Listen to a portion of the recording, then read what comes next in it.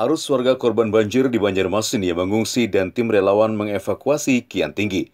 Sejumlah titik pengungsian kini mulai dipenuhi warga. Salah satunya adalah gedung sekolah SMKN 3 Banjarmasin ini, yang dipakai untuk menampung ratusan warga Banjarmasin Timur. Kurang lebih ada 55 kakak, di mana anggota keluarganya berjumlah kurang lebih 150, anak-anak, dewasa, dan juga orang tua.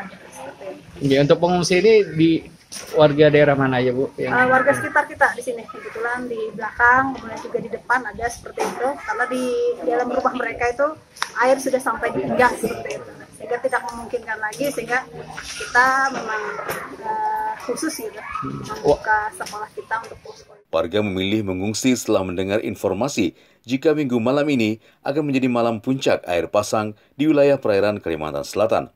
Warga pun semakin waspada karena hujan lebat dan intensitas sedang mengguyur sejumlah wilayah di Banjarmasin. Dari Banjarmasin, Vili dan Rida, Kalsel 1net.